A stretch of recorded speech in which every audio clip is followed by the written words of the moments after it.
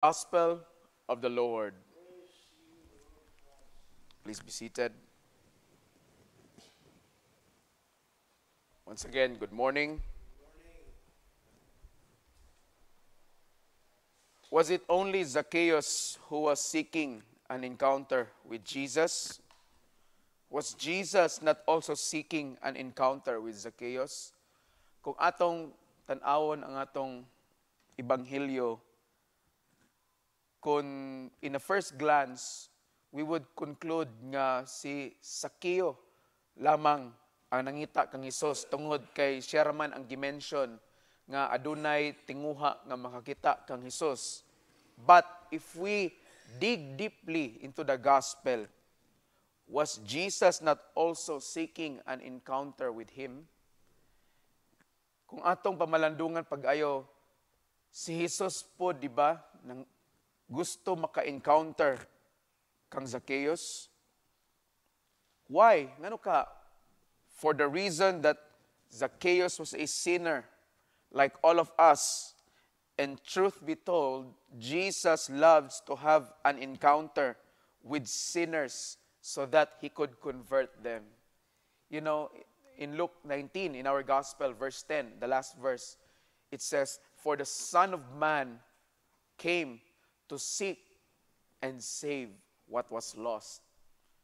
Nasayod na daan si Ginong Hesus nga si Zacchaeus usa ka makasasala. Okay? And furthermore, ang nagpalig-on sa iyang pagkamakasasala tungod kay he was a tax collector. And not just any regular tax collector, the chief tax collector. Okay, in Jericho. Kumbaga sa atong panahon karon, murag siya ang regional director sa Region 10 sa BIR, kumbaga. Okay? He was the chief tax collector. And during that time, ordinary tax collectors can extort money, can corrupt money. How much more a chief tax collector? Mas grabe ang iyang makorrupt nga kwarta. And that is why Jesus himself wants to encounter Zacchaeus. Okay? Dili lang si Zacchaeus ang naay tinguha nga maka-encounter ni Jesus, but even Jesus himself, because why? Jesus loves the sinner. Jesus loves sinners. Nahigugma si Ginoong Jesucristo sa mga makasasala. The question today is, makasasala ba ka?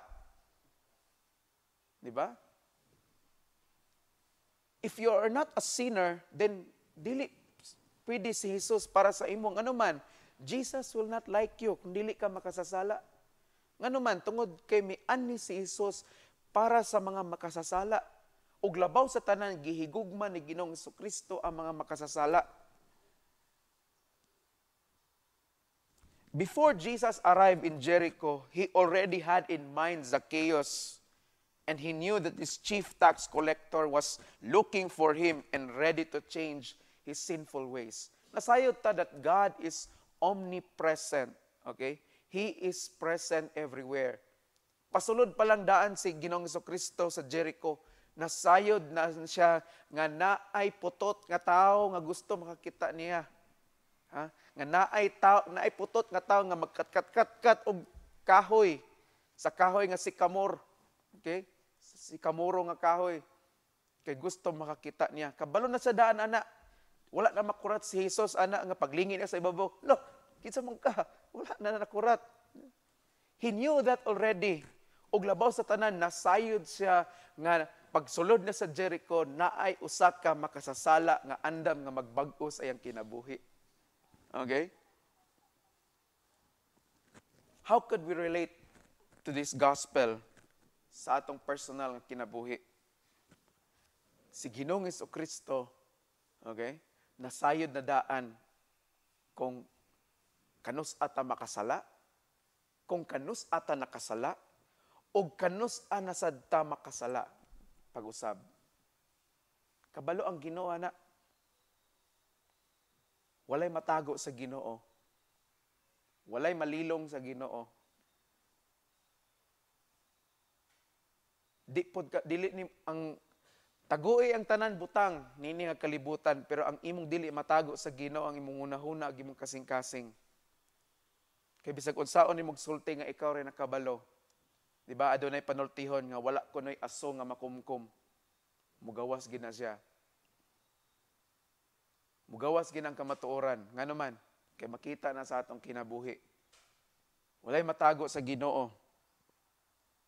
And like Zacchaeus, we too are sinful. And we may not be thinking yet of walking away from our sinfulness. Sama ni Zacchaeus, kita usab mga makasasala ta. Amen? Wala ko niingon nga dapat mahimot ang proud nga makasasala ta. That's not it. Nobody should be proud nga usa siya ka makasasala. Ngano man, kaya kung malipayon po kay ka, kung proud po kay ka nga makasasala ka, you are not glorifying God. You are glorifying the devil himself. Mabitaw nga, ayaw kahadluki ang yawa, kahadluki ang sala. Nga naman, tungod kay ang yawa, musulod, pinaagi sa sala. Okay? Ang yawa, the devil, would enter into our lives not because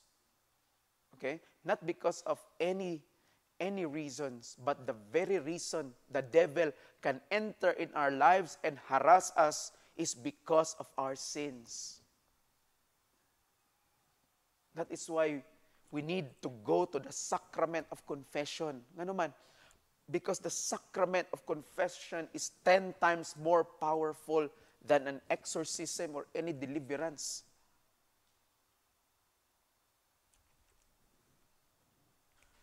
Dagan ka nato nga nagpuyo pa sa pagpakasala, pero wala pa tay plano nga mobiya sa pagpakasala. A lot of us, we live in sin. Ngano man, tungod kay malipayon kita sa atong pagpakasala. Nalipay ka nga nakabungkag kang pamilya, nalipay ka nga ang imong gibungkag nga pamilya, imong giilog ang bana o ang asawa, proud pa ka kaayo, way paghinulsol sa imo, muralag way nahitabo. You live in sin, but you do not have any plans to walk away from that sin. Because maybe we are enjoying that sin. But here is the good news. Jesus is ever ready to receive us again when we go back to Him. Amen? Si Ginoong Jesucristo, andam kanunay sa pagdawat kanato kung gusto na ta mo balik na kaniya. Kung gusto na ta mo talikod sa maong sala. Mabitaw nga ng word nga repentance is to turn away from sin. Ngano man, kung hinumduman ninyo ang story ni Lot, okay? O sa iyang asawa, si Lot, katong pagumangko ni Abraham, itong sa nagpuyo sa Sodom and Gomorrah. Okay? Abraham warned Lot nga pahawa na diya sa Sodom and Gomorrah kay ang Ginoo will put judgment on Sodom and Gomorrah tungod kay makasasala na kini nga syudad. And paulanan ni sa Ginoo kalayo. Naminaw si Lot. But this is what God told Abraham. Abraham, igna si Lot nga ipapahawa na siya diha. But igna siya nga sa dihang mo lakaw na kuno sila palayo sa Sodom and Gomorrah, dili gid pwede nga mulingi balik sa Sodom and Gomorrah. Okay? So, giignan ni Abraham si Lot. So, daga na sila. Kagyo na sila. Daw kining asawa ni Lot. Kay nituyok, nilingi man balik, nitanaw ba sa Sodom and Gomorrah? Unsay nahitabo saya? Nahimo siyang asin. Okay? Pero dili na mao ang story kung nga diha gikan ang asin, ha? Di na mao. Nahimo siyang asin. Unsa may lesson ani? Sodom and Gomorrah represent sin. Kay makasasala man. Okay? Si Lot o iyang asawa represents, okay, the people of God who have repented. But the wife of Lot was not in true repentance. Nga naman, kinilingi pamanggid siya. Usahay sa atong kinabuhi, gusto na ta mobiya sa sala. Pero sa dihang layo-layo na gani ang atong nahimo nga tikang sa maong pagbiya sa maong sala, mulingi pagid ta balik sa katong sala nato nga gibuhat. Kay basin siguro gimingaw ta, ha? Father, di na ko kaya man siya biyaan. Kaya nahigugma man ko niya, bisan og inilog ra nako ni. Saan naman ni Father, di na lang may pwede magpadayon. Nabungkag naman po ng iyong pamilya, di na magganan ang asawa sa iya, ha? Manang akuan na lang ni. Ganahan kita nga mulingi balik sa atong mga kagahapon. Nga naman, kay basin siguro gimingaw ta, but God does not want us to look back at our past, to look back at the sins that we have done. God wants us to repent, meaning to turn away. Di na kita mulingi. Just go straight forward to that new path nga gihatag sa Ginoo. Forgiveness. To the path of forgiveness. To the path of reconciliation. If we say that we are not ready to walk away from sinfulness because we enjoy sinning, kung maingon ta nga, dili pa ta andam or dili pa ta gusto nga mubiya sa atong pagpakasala, then, kanus aman nito mubiya sa atong pagpakasala? Next month? Next year? Next generation? Or dili gyud? Na mga tao nga gusto na kaay mubiya, pero ga-struggle gid sila pagbiya. Para na ng bisyo ba? Kanang mga tao nga lulong na kayo sa bisyo, kanang dugay naging kayo nga, example, kanang grabe kayo ka palahubog, pila ka tuig, 30, 40 ka tuig, halos tibok sa iyang kinabuhi, palahubog na kayo, paundanga ginag-inom, di ba mag-struggle na. Sa psychology, ana, ang treatment, ana, is dili nimo kaliton og undang, hinay-hinayon. Kay pagkaliton nimo, manang mo relapse, mo balik ba? Manang hinay-hinay. Kung kusog ka man ni garilyo, kung addict, you are a cigarette addict, or you are a chain smoker, gusto na ka magbago sa imong kinabuhi, okay? Kung naanad ka nga sa isa ka adlaw, isa ka pakiti imong mahurot, ang psychological treatment ana is dili kwaon ang tibok pakiti. Dili. Kung example, ang sulod sa isa ka pakiti kay 12 ka buok, butang lang, 12. So kuan ang isa, o 11 na lang. Pagsunod bulan, napuro na lang. Hangtod, hinay-hinay, hangtod mawala. Ingana na siya. Nadawabi kong inom. Nadawabi kay binutilya man. Di makakalitog kuha. Pagkada inom, pag imo shot, kuha ang isa. Kuha ang isa na sad. Sulod round na pod. Inom ka, sulod na pod. Kuha na sa isa. Anak lugar. Di ba?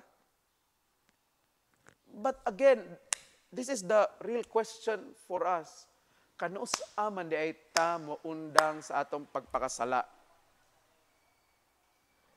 When are we going to stop sinning? Father, dili man kita makaundang og pagpakasala kay tao ra man kita makasala man ta. Yes, tinuod man na.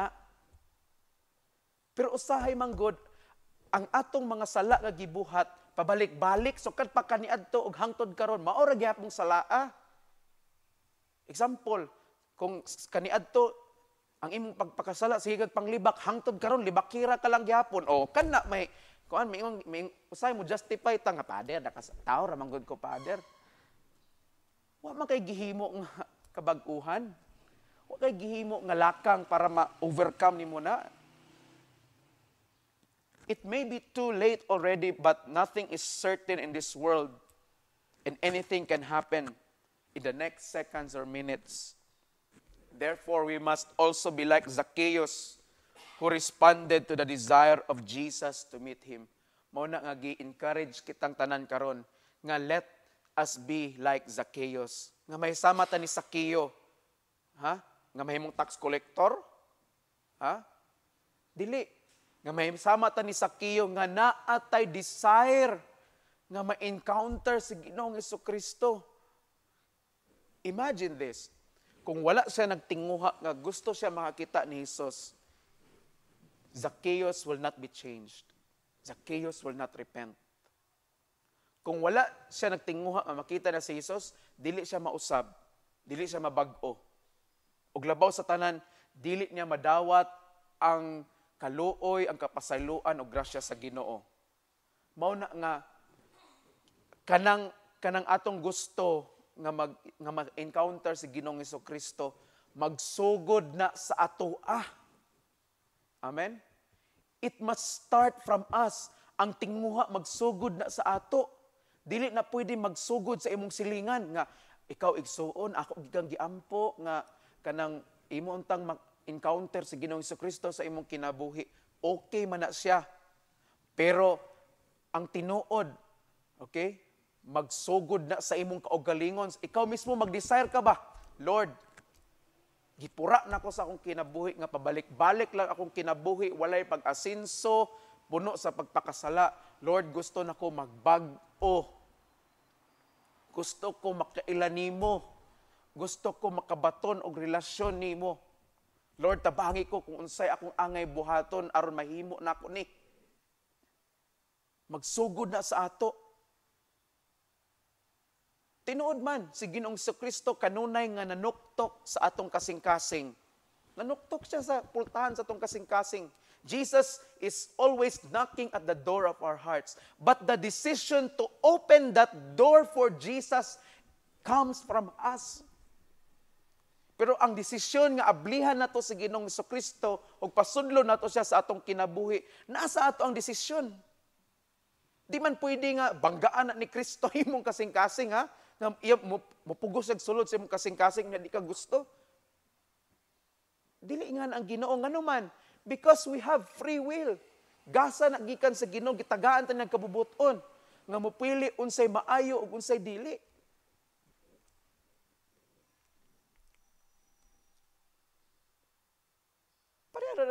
Parehara ko na sa atong tagsa-tagsa ka balay na mag-ayo sa imong balay.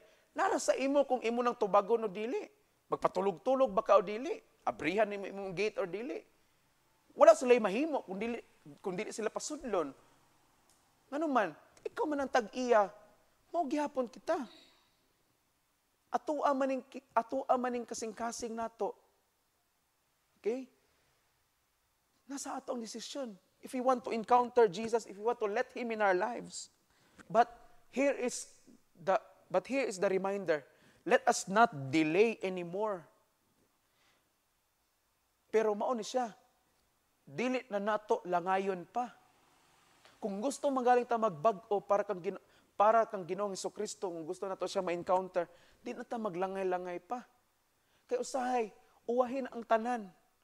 Aya pa ta nagdesidir gyud. Aya pa ta nagka-decide gyud, tinuuray nga gusto din nato si Ginoong Hesukristo sa atong kinabuhi. Ulahin ang tanan, ngano man, naglubog na ta, di na ta ka-istorya, di na ta kalakaw, wa na tay kusog, wa na tay umoy. Wala na tanan. Uwahin na. Unya, ang naa na lang nabilin sa ato, pagmahay na lang. Moingon na lang dahil kung mabalik lang nako ang kagahapon, katong baskog pa ko, katong bata-bata pa ko, may pagnangalagad ko sa Ginoo, kaysa nagsige lang ko og adto sa bar, sige lang ko inom-inom, sige lang ko og pamurikat, unsa pa kahada yung gihimo. Aya pa ta maka-decide kung ulahin na ang tanan. Dapat magdali ta. Let us rush to meet Jesus now. For tomorrow may be late already. Dili ta mo desire nga, Lord, gusto ka nga ma-encounter sa akong kinabuhi. Gusto na ako nga ikaw na ang Ginoo sa akong kinabuhi. Pero next year na, Lord, ha? Kay ako lang tiwason karon nga tuig, kay na-enjoy pa kay ko sa pagpakasala. Ayaw paglangay.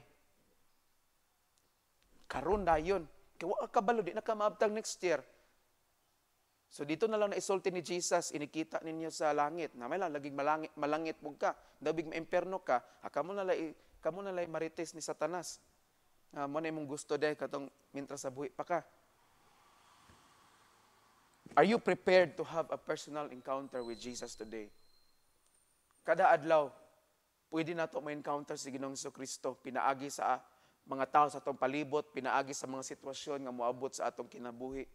Pat ang pangutana is, are we prepared kada adlaw nga ma-encounter si Ginoong Hesukristo? Kaya kung dili ta preparado, we will not be changed. Zacchaeus was a man, despite nga mubo siya, but he did not allow, he did not allow his disability to be a liability to him, but instead, it was his desire for Jesus that really changed him. Okay? Mao na mga igsoon nga atong timan-an nga walay imposible da sa Ginoo. Ug kanunay ginabalik-balik ni sa atong obispo, walay sala dire nga kalibutan nga wala gipasaylo sa Ginoo. Amen. Og gihigugmat ang tanan sa Ginoo. Pero labaw sa tanan, kita nga mga makasasala gihigugmat sa Ginoo. Pero dili nabuot pasabot nga angay natong abusaran ang gugma sa Ginoo o magpadayon na lang ta magpakasala. Ang atong response ni anak nga gugma sa Ginoo is kinahanglan nga mutalikod ta sa atong mga sala, mubiya ta sa atong pagpakasala, og ang atong kinabuhi